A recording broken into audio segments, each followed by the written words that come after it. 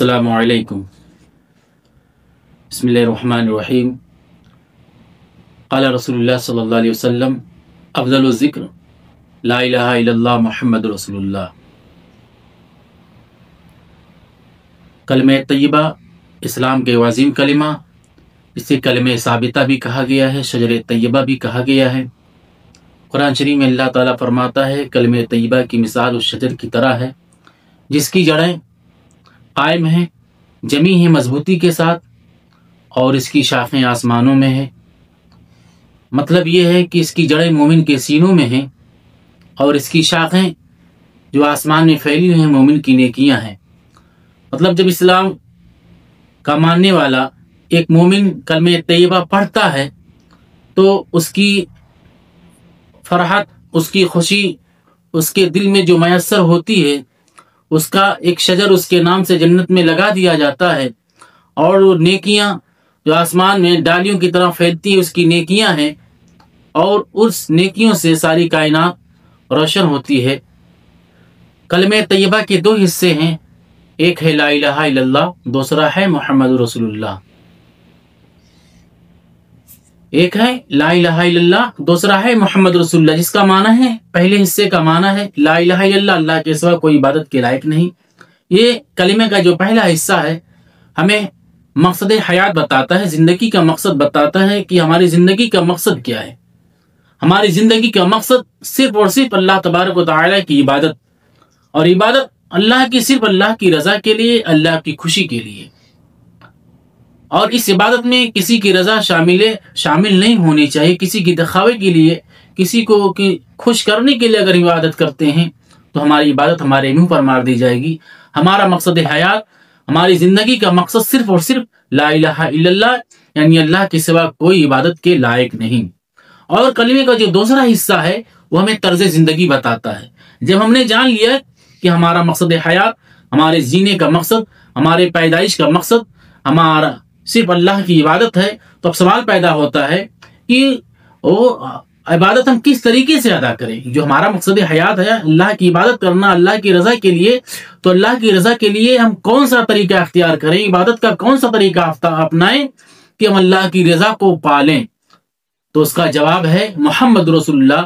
اگر تم مقصد حیات کو پانا چاہتے ہو، اللہ کی رضا کا حصول چاہتے ہو، اس مقام کو حاصل کرنا چاہتے ہو کہ اللہ تم سے راضی ہو جائے، محمد رسول اللہ، محمد رسول اللہ، محمد جو اللہ کے رسول ہیں، ان کے دامن کرم سے وابستہ ہو جاؤ، ان کی محبت کے چراغ کو اپنے سینے میں جلا لو، تم کامیاب ہو جاؤ گے۔ اور یہی طرز زندگی ہے محمد رسول اللہ کا اسوہ حسنہ، حضور کا زندگی کا مکمل طریقہ اگر ہم اپنی زندگی میں ڈھالتے ہیں، زندگی کے سانچے میں ڈھالتے ہیں، حضور کے طریقے کو ہم اپناتے ہیں، اور حضور کس طریقے سے کھاتے تو اس طریقے سے ہم کھانا کھاتے ہیں، حضور کس طریقے سے پانی پیتے اس طریقے سے پیتے ہیں، یعنی حضور نے جس چیز کو حلال کہا اسے ہم بھی حلال گردانیں، جسے حضور نے حرام کہا اسے ہم حرام سمجھیں اور اس پر عمل کریں، تو یہی ہمارا طرز زندگی ہے۔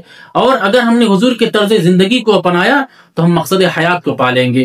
اگر ہم حضور کے طریقے کو اپنائیں گے تو لا الہ الا اللہ جو مقصد حیات ہے، زندگی کا مقصد ہے، اب اس عبادت کا جو حضور نے جو عبادت کا طریقہ بتایا ہے، حضور نے جینے کا طریقہ بتایا، اس طریقے سے عبادت کرتے ہیں، اس طریقے سے ہم زندگی گزارتے ہیں، تو ہم زندگی کے مقصد کو پالیں گے۔ تو لا الہ الا اللہ ہمیں جو ہے مقصد حیات بتاتا ہے، تو محمد رسول اللہ ہمیں طرز زندگی بتاتا ہے، اسلوب زندگی بتاتا ہے، زندگی کے کامیابی کا راز بتاتا ہے، زندگی کس طریقے پر، کس راستے پر چلائیں کہ کامیاب ہو جائے، وہ محمد رسول اللہ کے اسوہ حسنہ پر جب عمل کریں گے تبھی ہم کامیاب ہوں گے۔ تو میں کہہ رہا ہوں کلمے کے دو حصے ہیں، ایک ہے لا الہ الا اللہ، دوسرا ہے محمد رسول اللہ۔ دیکھو اس میں دو حصے ہیں، پہلے حصے میں بھی 12 حرف ہیں اور دوسرے حصے میں بھی 12 حرف ہیں۔ 12 حرف یعنی لا الہ الا اللہ کے 12 حرف، محمد رسول اللہ کے 12 حرف کو جب ملاتے ہیں تو 24 حرف بنتے ہیں۔ اگر کوئی بندہ کلمہ طیبہ کو 24 گھنٹے میں ایک مرتبہ پڑھتا ہے، لا الہ الا اللہ محمد رسول اللہ، اس کے 24 گھنٹے کی گناہ اللہ تبارک و تعالی معاف فرما دیتا ہے۔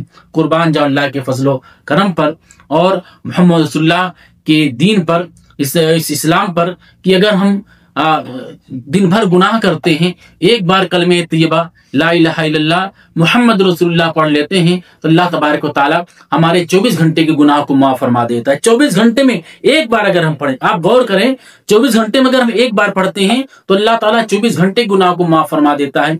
अगर 24 घंटे में हमने 1 मिनट का टाइम निकाल के 30 मरतबा पढ़ लिया, 1 मिनट का वक्त भी शायद न लगे, तो अल्लाह तबारक व तआला की जात से कोई बईद नहीं, वो बड़ा करीम, बहुत मेहरबान है, 30 महीने के गुनाह को हमारे माफ फरमा दे।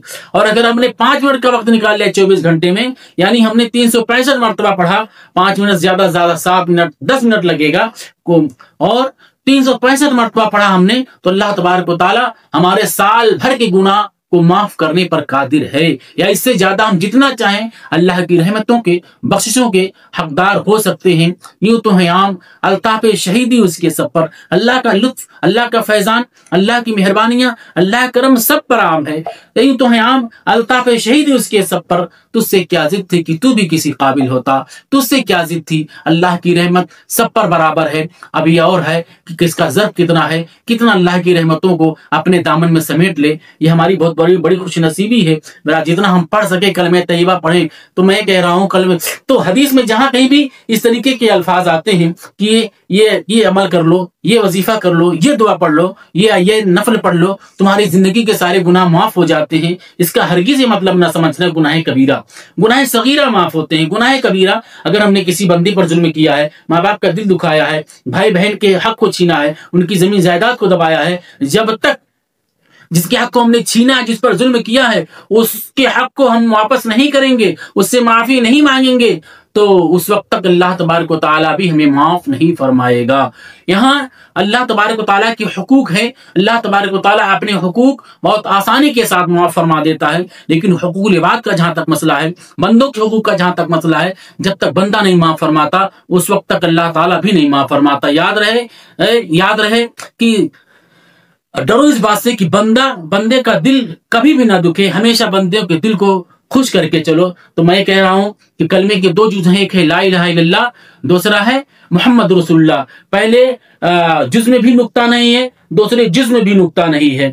इस कलमे में के दोनों जुज में नुक्ता ना होने का इशारा इस बात की तरफ है, तुमने कलमे तैयबा पढ़ लिया, मजहब इस्लाम में दाखिल हो गए, दिल से जो है तस्दीक कर लिया, जबान से इकरार कर लिया। अब मजहब इस्लाम में दाखिल होने के बाद, कलमे तैयबा के लवाजिमात को अपनाने के बाद, नमाज, रोजा, हज और ज़कात सब कुछ जिस तरीके रसूल ने हमें जिंदगी गुजारने का तरीका बताया, उस तरीके से गुजारने के बाद अगर तुमने कहीं इस्लाम में, ईमानियात में, कलमे तैयबा में जर्रा बराबर नुक्ता चीनी की कि कलमे में नुक्ता नहीं है, अगर तुमने इसमें जर्रा बराबर नुक्ता चीनी करने की कोशिश की, तो तुम इस्लाम से खारिज कर दिए जाओगे। तुम्हारी नमाज, तुम्हारे रोजा, हज और ज़कात सब तुम्हारे मुंह पर मार दिए जाएंगे, तुम्हें खबर तक नहीं न होगी। और कलमा, अब देखो कलमे में नुक्ता भी नहीं है, और कलमे तैयबा कितना आसान है जबान पर कि अगर कोई मरीज हो, आखिरी वक्त हो, होठ ना हिला सकता हो, इतनी ताकत ना हो कि होठ हिलाए और कलमे तैयबा अदा करना चाहता, बगैर होठ हिलाए भी कलमे तैयबा अदा कर सकता है। अल्लाह तबारक व तआला का भी पनाह फजल एहसान है। अल्लाह तबारक व तआला हमें कलमे के मुताबिक जिंदगी गुजारने की तौफीक अता फरमाए और आखिरी वक्त हमें कलमा नसीब फरमाए और हमारा खात्मा बिल खैर पर फरमाए। अस्सलामु अलैकुम व रहमतुल्लाहि व बरकातहू।